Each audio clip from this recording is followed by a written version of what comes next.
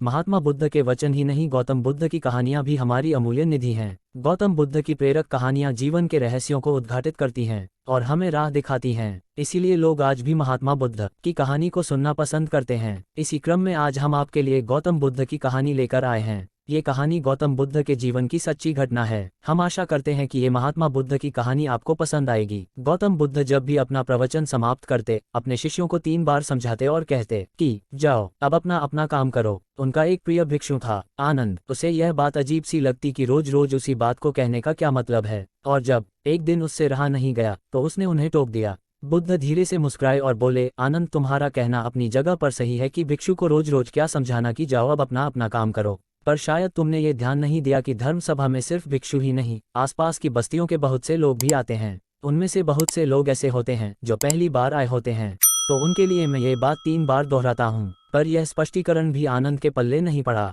इस पर बुद्ध बोले, आनंद, आज की सभा में जितने लोग बैठे थे उनमें सन्यासी तो बहुत सारे थे, पर एक चोर और एक वेश्या भी थे। कल तुम ऐसा करना कि किसी एक सन्यासी, उस चोर और वेश्या से जाकर मिलना और उनसे पूछना कि मेरी बातों का उन्होंने क्या अर्थ ग्रहण किया। ये सुनकर आनंद और आश्चर्यचकित हुआ कि इतने लोगों की भीड़ में बुद्ध ने चोर और वेश्या को एक नज़र में कैसे पहचाना, और भला मैं कैसे जानूंगा कि वह चोर और वेश्या कहाँ रहते हैं। बुद्ध उसके मन की बात समझ गए। उन्होंने आनंद को चोर और वेश्या के बारे में बताया और जाकर आराम करने को कहा। आनंद ने जैसे तैसे उत्सुकता में वह रात काटी और अगले दिन सुबह सुबह तहकीकात के लिए निकल पड़ा। सबसे पहले वह एक सन्यासी के घर पहुंचा जो बुद्ध की धर्म सभा में नियमित रूप से आता था। आनंद ने उससे पूछा, रात्रि सभा में बुद्ध ने जो आखिरी वचन कहे कि अब जाकर अपना अपना काम करो, आपने उससे क्या सीखा? इस पर वह भिक्षु बोला, इसमें सीखने वाली क्या बात है? भिक्षु का नित्य कर्म है शाम को ध्यान, अल्प भोजन और विश्राम। मैंने कल भी वही किया। आनंद को पता था कि भिक्षु से उसे यही उत्तर प्राप्त होगा, अतः वह मुस्कुराया और चोर के घर की ओर चल पड़ा। पूछते पूछते वह चोर के घर पहुंचा। चोर उस समय सो रहा था।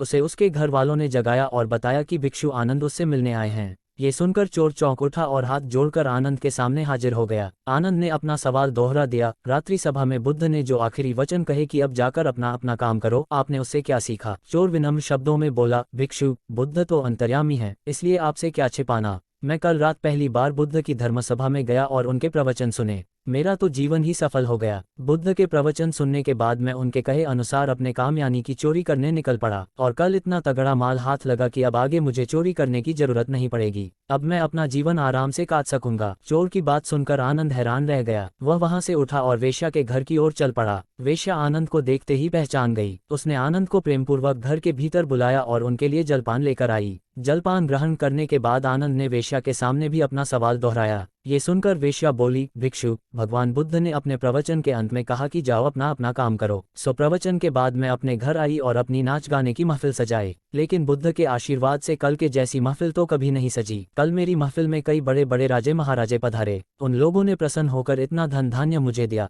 कि अब मुझे धन के लिए ये कर्म करने की आवश्यकता ही नहीं पड़ेगी। आनंद के आश्चर्य की सीमा न रही। वह वहां से वापस महात्मा बुद्ध के पास गया। उसने बुद्ध को जाकर प्रणाम किया और उन्हें सारी बात कह सुनाई। बुद्ध बोले, आनंद, इस संसार में जितने भी व्यक्ति हैं, सबके मस्तिष्क अलग अलग हैं। वे सभी लोग अपनी बुद्धि और क्षमता के अनुसार ही हर बात का मतलब निकालते हैं। इसीलिए मैं अपनी इस बात को 3 बार कहता हूँ कि जाओ अब अपना अपना काम करो।